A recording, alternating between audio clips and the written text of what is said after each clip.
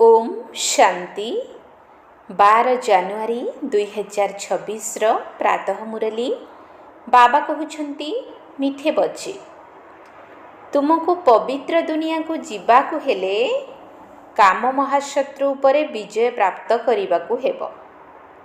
काम जीत जगत जीत हेबाकू पड़िबो। तुमको पवित्र दुनिया को जीवाकू हेले काम महाशत्रु उपरे विजय प्राप्त करिबाकू हेबो। काम जीत जगत जीत हेबाकू पड़िबो। प्रश्न, प्रत्येक संतान निजर कार्यकलाप द्वारा केउ साक्षात्कार समस्तंकु कराई परिबे? प्रत्येक संतान निजर कार्यकलाप द्वारा केउ साक्षात्कार समस्तंकु कराई परिबे? उत्तर, मु हंस ना बग? यह प्रत्येक निजर कार्यकलाप द्वारा समस्तंकु साक्षात्कार कराई परिबे। कारण हंस केबे काहाकू दुख दिए नाही, बग माने ही दुख देई थांती, कारण से माने बिकारी अटंती। तुमे पिला माने एबे बगरु हंस होइछ। तुम भली पारस बुद्धि हेउथिबा संतान मानकर कर्तव्य हेउछि समस्तंकु पारस बुद्धि करिबा। ओम शांति। जेतेबेले ओम शांति कुहा जाए सेतेबेले निजर स्वधर्म मने पड़ी थाए, घर मध्य मने पड़ी थाए, किंतु घरे तो बसी जीवार नाही। जेहेतु तुमे माने बाबांकर संतान तेणु निजर स्वर्ग दुनिया को मध्य निश्चित मने पकाइबाकू पड़िबो। तेणु ओम शांति कहिबा द्वारा सारा ज्ञान बुद्धि रे आसी जाउछि। मु आत्मा शांत स्वरूप, शांतिर सागर बाबांकर संतान। जेउ बाबा स्वर्गर स्थापना करुछंती सेही बाबा ही आमको पवित्र शांत स्वरूप करुछंती। तेणु मुख्य कथा हेउछि पवित्रता। एही दुनिया ही पवित्र एवं अपवित्र हेउछि। पवित्र दुनिया रे केही जणे हेले भी विकारी नुहंती। अपवित्र दुनिया रे 5 विकार थाए, सेथिपाई ताकू विकारी दुनिया कहा जाए। नुआ दुनिया हेउछि निर्विकारी दुनिया। निर्विकारी दुनिया रो सीढ़ी रे तळकू खसी खसी पुणी विकारी दुनिया को आसुछंती, ताहा हेउछि पावन दुनिया। एहा पतित दुनिया। ताहा हेउछि दिन अर्थात सुख, एहा हेउछि राति अर्थात बाटबणा हेबार समय। एमिति तो राति रे केही बाटबणा होई न थांती, किंतु भक्ति मार्ग को बाटबणा हेबा कुहा जाउछि। तुमे माने एठाकू सद्गति पाइबा पाई आसीछ। तुम आत्मा रे अनेक जन्मर पाप सबु थिला, 5 विकार थिला। एथिरे मुख्य हेउछि काम विकार, जहा द्वारा ही मनुष्य पाप आत्मा हेउछि। एकथा तो प्रत्येक जानिछंती जे आमे माने ही पतित आत्मा एवं पाप आत्मा मध्य अटु। एकमात्र काम विकार कारणरू ही आत्मार सबु क्वालिफिकेशन अर्थात योग्यता बिगिड़ी जाइछि। सेथिपाई बाबा कहउछंती काम विकार को जीतिबा द्वारा तुमे जगत जीत अर्थात नुआ विश्वर मालिक हेबो। तेणु मन भितरे सेतिकी खुशी रहिबा उचित। मनुष्य पतित हेबा कारणरू किछि भी बुझी पारु नाही। तेणु बाबा बुझाउछंती तुम भितरे कौनसी भी विकार रहिबा उचित नुही। मुख्य हेउछि काम विकार। एथिपाई केते सबु विशृंखला हेउछि। घरे घरे केते अशांति केते हाहाकार होई जाउछि। एही समय रे दुनिया रे हाहाकार काहींकी हेउछि? काहींकी ना पाप आत्मा माने ही अछंती। विकार कारणरू एमानकु असुर कहा जाउछि। एबे तो तुमे माने जानुछ जे एही समय रे दुनिया रे सब किछि मूल्यहीन अटे।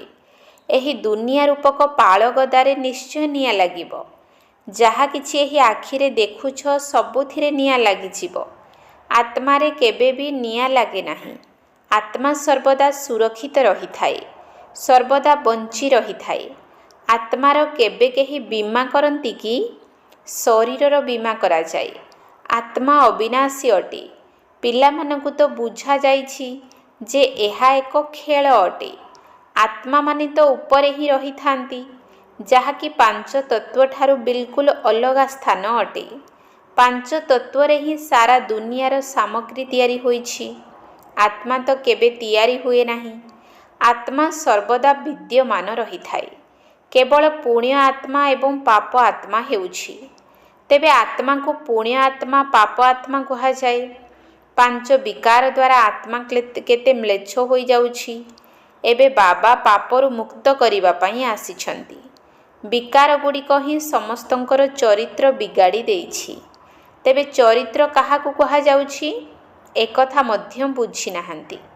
ଏହା ହେଉଛି ସର୍ବୋଚ୍ଚ ରୁହାନୀ ଗଭର୍ଣ୍ଣମେଣ୍ଟ, ଅର୍ଥାତ୍ ଆଧ୍ୟାତ୍ମିକ ସରକାର।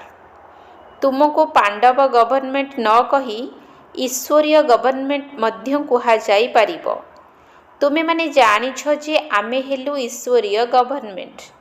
ତେବେ ଈଶ୍ୱରୀୟ ଗଭର୍ଣ୍ଣମେଣ୍ଟ କ'ଣ କାର୍ଯ୍ୟ କରୁଛି? ଆତ୍ମାମାନଙ୍କୁ ପବିତ୍ର କରି ଦେବତା କରୁଛି। ନଚେତ୍ ଦେବତା କେଉଁଠାରୁ ଆସିବେ ଏକଥା କେହି ବି ଜାଣିନାହାନ୍ତି। ଏମିତି ତ ଦେବତାମାନେ ମଧ୍ୟ ମନୁଷ୍ୟ, କିନ୍ତୁ ସେମାନେ ଦେବତା କିପରି ହେଲେ? କିଏ ତାଙ୍କୁ ଦେବତା କରିଲା? ଦେବତାମାନେ ତ ସ୍ୱର୍ଗରେ ଥାଆନ୍ତି। ତେବେ ତାଙ୍କୁ ସ୍ୱର୍ଗବାସୀ କିଏ କରିଲା? ସ୍ୱର୍ଗବାସୀ ପୁଣି ତ ନିଶ୍ଚିତ ଭାବରେ ନର୍କବାସୀ ହେବେ, ପୁଣି ସ୍ୱର୍ଗବାସୀ ହେବେ। ଏକଥା ତ ତୁମେମାନେ ମଧ୍ୟ ଜାଣିନଥିଲ। ତେବେ ଅନ୍ୟମାନେ ପୁଣି କିପରି ଜାଣିବେ? ଏବେ ତୁମେମାନେ ଜାଣୁଛ ଯେ ଡ୍ରାମା ପୂର୍ବ ନିର୍ମିତ ଅଟେ ଏବଂ ସେଥିରେ ଏତେ ସବୁ ଅଭିନେତା ଅଛନ୍ତି। ଏହି ସବୁ କଥା ତ ବୁଦ୍ଧିରେ ରହିବା ଦରକାର ନା।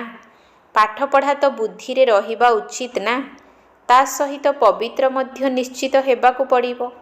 ପତିତ ହେବା ତ ବହୁତ ଖରାପ କଥା। ତେବେ ଆତ୍ମା ହିଁ ପତିତ ହେଉଛି।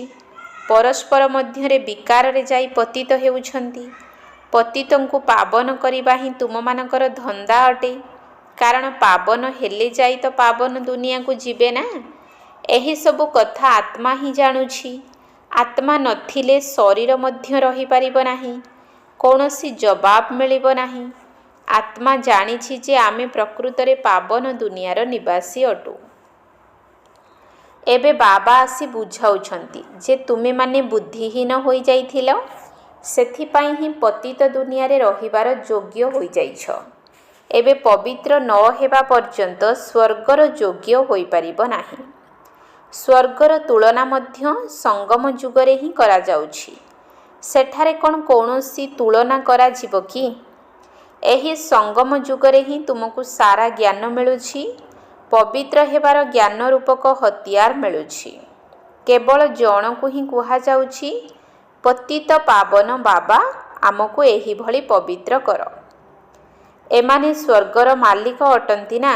ତୁମେମାନେ ଜାଣିଛ ଯେ ଆମେ ହିଁ ସ୍ୱର୍ଗର ମାଲିକ ଥିଲୁ, ପୁଣି 84 ଜନ୍ମ ନେଇ ପତିତ ହୋଇଯାଇଛୁ। ଶ୍ୟାମ ଏବଂ ସୁନ୍ଦର, ଏହାଙ୍କର ନାମ ମଧ୍ୟ ଏହିପରି ରଖିଛନ୍ତି। ଶ୍ରୀକୃଷ୍ଣଙ୍କ ଚିତ୍ରକୁ ଶ୍ୟାମଳ କରିଦେଇଛନ୍ତି, କିନ୍ତୁ ଅର୍ଥକୁ ଜାଣିନାହାନ୍ତି। ଶ୍ରୀକୃଷ୍ଣଙ୍କ ବିଷୟରେ ତୁମମାନଙ୍କୁ କେତେ ସ୍ପଷ୍ଟ ଭାବରେ ବୁଝାଯାଉଛି। ଏଥିରେ ସେମାନେ ଦୁଇଟି ଦୁନିଆ କରିଦେଇଛନ୍ତି। ବାସ୍ତବରେ ଦୁନିଆ ଦୁଇଟି ନୁହେଁ, ଦୁନିଆ ତ ଗୋଟିଏ, କିନ୍ତୁ ତାହା ନୂଆ ଏବଂ ପୁରୁଣା ହେଉଛି। ଯେମିତି ପ୍ରଥମେ ଛୋଟ ପିଲାଟି ନୂଆ ଥାଏ, ପରେ ବଡ଼ ହେଲେ ବୁଢ଼ା ହୋଇଯାଏ। ତେବେ ତୁମେମାନେ ଏହିସବୁ କଥାକୁ ବୁଝାଇବା ପାଇଁ କେତେ ମେହନତ କରୁଛ। ନିଜ ପାଇଁ ରାଜଧାନୀ ସ୍ଥାପନ କରୁଛ ନା। ଲକ୍ଷ୍ମୀ ନାରାୟଣ ତ ଏହି ଜ୍ଞାନକୁ ବୁଝିଛନ୍ତି ନା। ବୁଝିବା ଦ୍ୱାରା ହିଁ କେତେ ମିଠା ହୋଇଯାଇଛନ୍ତି। ତେବେ ତାଙ୍କୁ ଏକଥା କିଏ ବୁଝାଇଛନ୍ତି? ସ୍ୱୟଂ ଭଗବାନ। ଏଠାରେ ଯୁଦ୍ଧ ଆଦିର କୌଣସି କଥା ହିଁ ନାହିଁ। ଭଗବାନ କେତେ ବୁଦ୍ଧିମାନ, କେତେ ଜ୍ଞାନବାନ ଏବଂ କେତେ ପବିତ୍ର ଅଟନ୍ତି। ଶିବଙ୍କ ଚିତ୍ର ବା ମୂର୍ତ୍ତି ଆଗରେ ସବୁ ମନୁଷ୍ୟ ଯାଇ ନତମସ୍ତକ ହେଉଛନ୍ତି। କିନ୍ତୁ ସେ କିଏ? କ'ଣ କରୁଛନ୍ତି ଏକଥା କେହି ବି ଜାଣିନାହାନ୍ତି। ଶିବ, କାଶୀ, ବିଶ୍ୱନାଥ, ଗଙ୍ଗା କେବଳ କହି ଚାଲିଛନ୍ତି। ଅର୍ଥ ଟିକିଏ ହେଲେ ବୁଝନ୍ତି ନାହିଁ। ଯଦି ତୁମେ ବୁଝାଇବ ତେବେ କହିବେ, ତୁମେ ଆମକୁ କ'ଣ ବୁଝାଇବ? ଆମେ ତ ବେଦଶାସ୍ତ୍ର ଆଦି ସବୁ ପଢ଼ିଛୁ। କିନ୍ତୁ ରାମରାଜ୍ୟ କାହାକୁ କୁହାଯାଏ ଏକଥା କେହି ଜାଣିନାହାନ୍ତି। ରାମରାଜ୍ୟ ସତ୍ୟଯୁଗ ନୂଆ ଦୁନିଆକୁ ହିଁ କୁହାଯାଉଛି। ତୁମ ଭିତରେ ବି କ୍ରମାନ୍ୱୟରେ ଅଛନ୍ତି ଯେଉଁମାନଙ୍କ ବୁଦ୍ଧିରେ ଧାରଣା ହେଉଛି। ଅନେକ ସନ୍ତାନ ତ ଭୁଲି ବି ଯାଉଛନ୍ତି କାହିଁକି ନା ବିଲକୁଲ ପଥର ବୁଦ୍ଧି ହୋଇଯାଇଛନ୍ତି। ତେଣୁ ବର୍ତ୍ତମାନ ଯେଉଁମାନେ ପାରସ ବୁଦ୍ଧି ହୋଇଛନ୍ତି ସେମାନଙ୍କର କାମ ହେଲା ଅନ୍ୟମାନଙ୍କୁ ପାରସ ବୁଦ୍ଧି କରିବା। ପଥର ବୁଦ୍ଧି ଆତ୍ମାଙ୍କର କାର୍ଯ୍ୟକଳାପ ତ ପୂର୍ବ ଭଳି ହିଁ ରହିବ। କାହିଁକି ନା ହଂସ ଏବଂ ବଗ ହୋଇଗଲେ ନା। ହଂସ ଅର୍ଥାତ୍ ପବିତ୍ର ଆତ୍ମା କେବେ କାହାକୁ ଦୁଃଖ ଦେଇନଥାନ୍ତି। ବଗ ଅର୍ଥାତ୍ ପତିତ ଆତ୍ମା ହିଁ ଦୁଃଖ ଦେଇଥାନ୍ତି। କେତେକଙ୍କର ଚାଲି ଚଳନ ତ ପୁରାପୁରି ବଗମାନଙ୍କ ଭଳି ହିଁ ହୋଇଥାଏ। ସେମାନଙ୍କ ଭିତରେ ସବୁ ବିକାର ରହିଥାଏ। ଏଠାକୁ ମଧ୍ୟ ଏହିପରି ବହୁତ ବିକାରୀ ମନୁଷ୍ୟ ଆସିଯାଉଛନ୍ତି, ଯାହାଙ୍କୁ ଅସୁର କୁହାଯାଉଛି। ଚିହ୍ନି ହେଉନାହିଁ। ବହୁତ ସେଣ୍ଟରକୁ ମଧ୍ୟ ବିକାରୀ ଲୋକମାନେ ଆସୁଛନ୍ତି, ବାହାନା କରୁଛନ୍ତି ମୁଁ ବ୍ରାହ୍ମଣ ଅର୍ଥାତ୍ ବିକେ ଅଟେ, କିନ୍ତୁ ତାହା ମିଥ୍ୟା, ସମ୍ପୂର୍ଣ୍ଣ ମିଥ୍ୟା। ଏହାକୁ ମିଛ ଦୁନିଆ କୁହାଯାଉଛି ନା।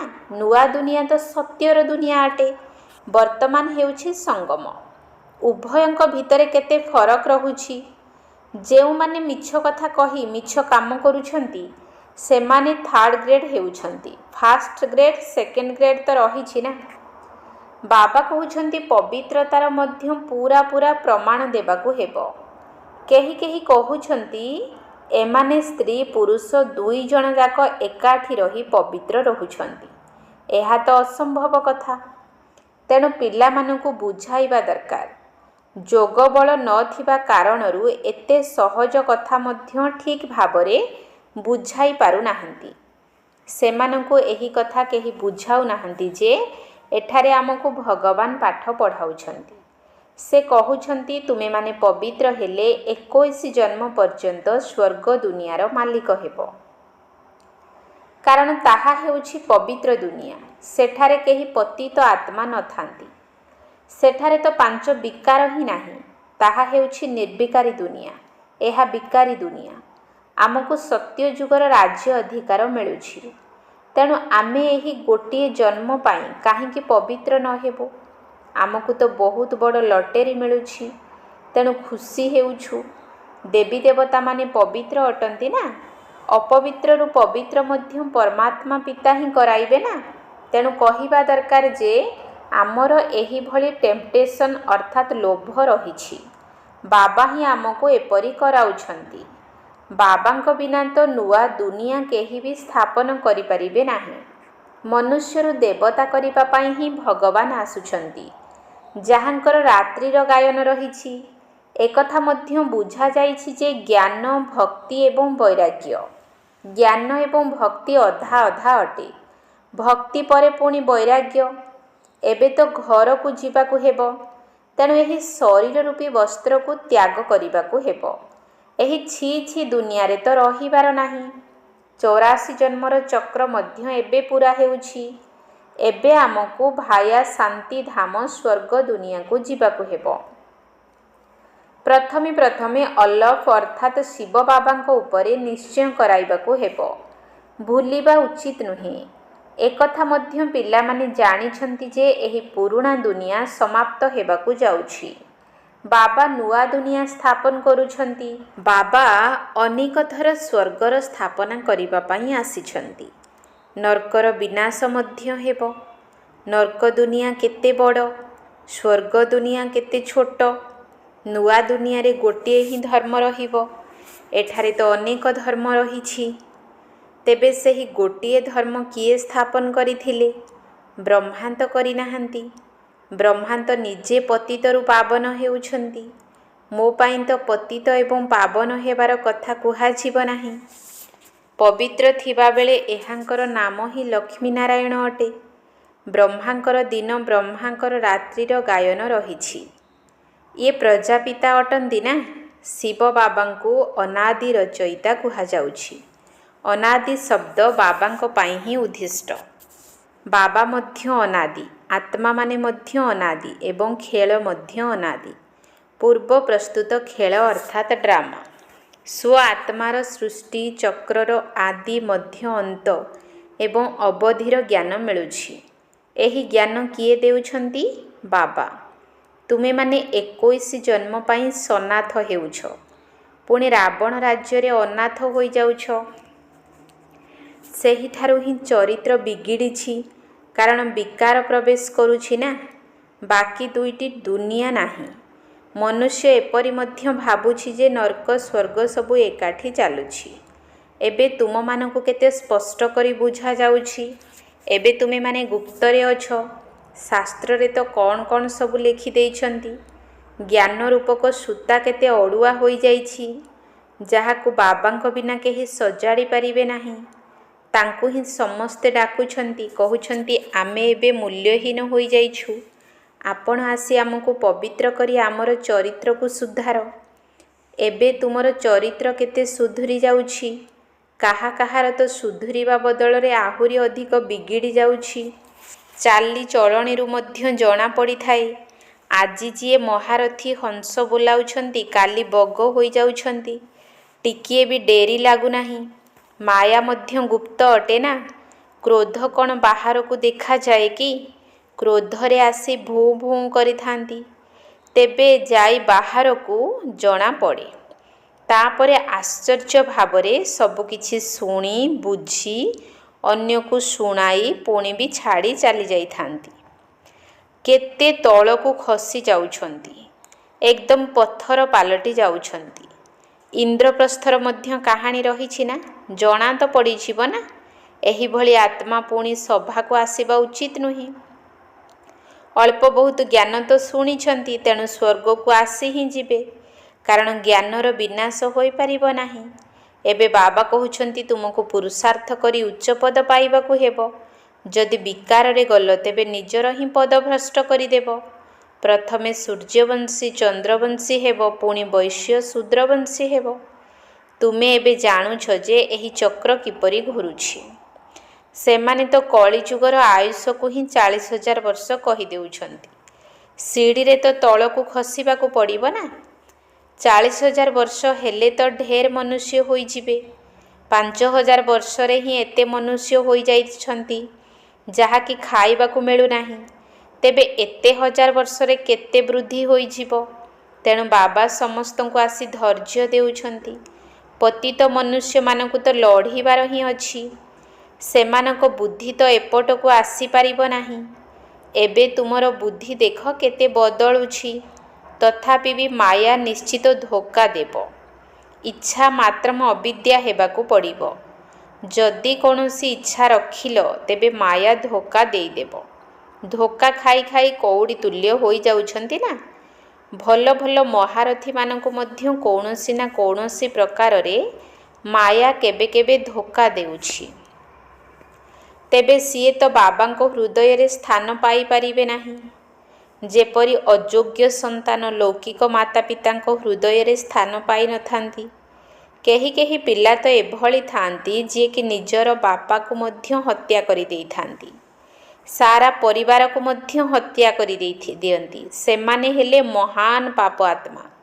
ତେବେ ଦେଖ ରାବଣ କ'ଣ କରିଦେଉଛି। ଦୁନିଆ ତ ବହୁତ ଖରାପ ହୋଇଗଲାଣି।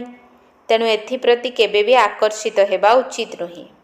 ପବିତ୍ର ହେବା ପାଇଁ ମଧ୍ୟ ବହୁତ ସାହସ ଦରକାର। ବିଶ୍ୱ ଉପରେ ରାଜତ୍ୱ କରିବାର ପୁରସ୍କାର ନେବା ପାଇଁ ପବିତ୍ରତାର ହିଁ ମୁଖ୍ୟ ଆଧାର ଅଟେ। ସେଥିପାଇଁ ତ ବାବାଙ୍କୁ ଡାକୁଛନ୍ତି, ଏଠାକୁ ଆସି ଆମକୁ ପବିତ୍ର କର। ଆଚ୍ଛା, ମିଠା ମିଠା ଶିକିଲଧେ ସନ୍ତାନମାନଙ୍କ ପ୍ରତି ମାତା ପିତା ବାପଦାଦାଙ୍କର ମଧୁର ସ୍ନେହ ସମ୍ପନ୍ନ ଶୁଭେଚ୍ଛା ଏବଂ ସୁପ୍ରଭାତ। ଆତ୍ମିକ ପିତାଙ୍କର ଆତ୍ମିକ ସନ୍ତାନମାନଙ୍କୁ ନମସ୍ତେ। ଆତ୍ମିକ ସନ୍ତାନମାନଙ୍କର ଆତ୍ମିକ ବାପଦାଦାଙ୍କୁ ନମସ୍ତେ ନମସ୍ତେ ନମସ୍ତେ। ସୁପ୍ରଭାତ। ଧାରଣା ପାଇଁ ମୁଖ୍ୟ ସାର। 1 ନମ୍ବର ପଏଣ୍ଟ। ମାୟାର ଧୋକାରୁ ରକ୍ଷା ପାଇବା ପାଇଁ ଇଚ୍ଛା ମାତ୍ରମ ଅବିଦ୍ୟା ହେବାକୁ ପଡ଼ିବ। ଏହି ବିକାରୀ ଦୁନିଆ ସହିତ ମନ ଲଗାଇବାର ନାହିଁ। ମାୟାର ଧୋକାରୁ ରକ୍ଷା ପାଇବା ପାଇଁ ଇଚ୍ଛା ମାତ୍ରମ ଅବିଦ୍ୟା ହେବାକୁ ପଡ଼ିବ। ଏହି ବିକାରୀ ଦୁନିଆ ସହିତ ମନ ଲଗାଇବାର ନାହିଁ। 2 ନମ୍ବର ପଏଣ୍ଟ। ପବିତ୍ରତାର ମଧ୍ୟ ପୂରା ପ୍ରମାଣ ଦେବାକୁ ପଡ଼ିବ। କାରଣ ସବୁଠାରୁ ଉଚ୍ଚ ଚରିତ୍ର ହେଉଛି ପବିତ୍ରତା। ତେଣୁ ନିଜେ ନିଜକୁ ସୁଧାରିବା ପାଇଁ ପବିତ୍ର ନିଶ୍ଚିତ ହେବାକୁ ପଡ଼ିବ। ପବିତ୍ରତାର ମଧ୍ୟ ପୂରା ପ୍ରମାଣ ଦେବାକୁ ପଡ଼ିବ। କାରଣ ସବୁଠାରୁ ଉଚ୍ଚ ଚରିତ୍ର ହେଉଛି ପବିତ୍ରତା। ତେଣୁ ନିଜେ ନିଜକୁ ସୁଧାରିବା ପାଇଁ ପବିତ୍ର ନିଶ୍ଚିତ ହେବାକୁ ପଡ଼ିବ। ବରଦାନ। ତ୍ରିକାଳଦର୍ଶୀ ସ୍ଥିତିରେ ସ୍ଥିତ ରହି ସର୍ବଦା ଅଚଳ ଏବଂ ସାକ୍ଷୀ ସ୍ଥିତିରେ ସ୍ଥିତ ରହୁଥିବା ନମ୍ବର 1 ଭାଗ୍ୟବାନ ଭବ। ତ୍ରିକାଳଦର୍ଶୀ ସ୍ଥିତିରେ ସ୍ଥିତ ରହି ସର୍ବଦା ଅଚଳ ଏବଂ ସାକ୍ଷୀ ସ୍ଥିତିରେ ସ୍ଥିତ ରହୁଥିବା ନମ୍ବର 1 ଭାଗ୍ୟବାନ ଭବ। ତ୍ରିକାଳଦର୍ଶୀ ସ୍ଥିତିରେ ସ୍ଥିତ ହୋଇ ପ୍ରତ୍ୟେକ ସଂକଳ୍ପ କର ଏବଂ ପ୍ରତ୍ୟେକ କର୍ମ କର ଏବଂ ପ୍ରତ୍ୟେକ କଥାକୁ ଦେଖ। ଏହା କାହିଁକି ହେଲା, ଏହା କ'ଣ ହେଲା, ଏହିଭଳି ପ୍ରଶ୍ନବାଚକ ଚିହ୍ନ ଲଗାଅ ନାହିଁ। ସର୍ବଦା ଫୁଲଷ୍ଟପର ବିନ୍ଦୁ ହିଁ ଲଗାଅ। ନଥିଙ୍ଗ ନ୍ୟୁ ଅର୍ଥାତ୍ କିଛି ବି ନୂଆ ନୁହେଁ। ପ୍ରତ୍ୟେକ ଆତ୍ମାର ପାଠକୁ ଭଲ ଭାବରେ ଜାଣି ତାପରେ ପାଠ କର। ଆତ୍ମାମାନଙ୍କ ସହିତ ସମ୍ବନ୍ଧ ସମ୍ପର୍କରେ ଆସିବାରେ ନ୍ୟାରା ଏବଂ ପ୍ୟାରାପଣିଆର ସମାନତା ରହିପାରିଲେ ସବୁ ହଲଚଲ ସମାପ୍ତ ହୋଇଯିବ। ଏହିଭଳି ସର୍ବଦା ଅଚଳ ଏବଂ ସାକ୍ଷୀ ହୋଇ ରହିବା ହିଁ ନମ୍ବର 1 ଭାଗ୍ୟବାନ ଆତ୍ମାର ଲକ୍ଷଣ। ସ୍ଲୋଗାନ। ଯଦି ସହନଶୀଳତାର ଗୁଣକୁ ଧାରଣ କରିନେବ ତେବେ କଠୋର ସଂସ୍କାର ମଧ୍ୟ ଶୀତଳ ହୋଇଯିବ। ଯଦି ସହନଶୀଳତାର ଗୁଣକୁ ଧାରଣ କରିନେବ ତେବେ କଠୋର ସଂସ୍କାର ମଧ୍ୟ ଶୀତଳ ହୋଇଯିବ। ଅବ୍ୟକ୍ତ ଇସାରା। ଏହି ଅବ୍ୟକ୍ତି ମାସରେ ବନ୍ଧନମୁକ୍ତ ହୋଇ ଜୀବନମୁକ୍ତ ସ୍ଥିତିର ଅନୁଭବ କର। ତୁମମାନଙ୍କର ସ୍ଲୋଗାନ ହେଲା ମୁକ୍ତି ଏବଂ ଜୀବନ ମୁକ୍ତି ଆମର ଜନ୍ମସିଦ୍ଧ ଅଧିକାର। ପରମ ଧାମରେ ଏକଥା ଜାଣିପାରିବ ନାହିଁ ଯେ ମୁକ୍ତି କ'ଣ ଏବଂ ଜୀବନ ମୁକ୍ତି କ'ଣ। ଏହାର ଅନୁଭବ ଏହି ବ୍ରାହ୍ମଣ ଜୀବନରେ ଏବେ ହିଁ କରିବାକୁ ହେବ। ଓମ୍ ଶାନ୍ତି।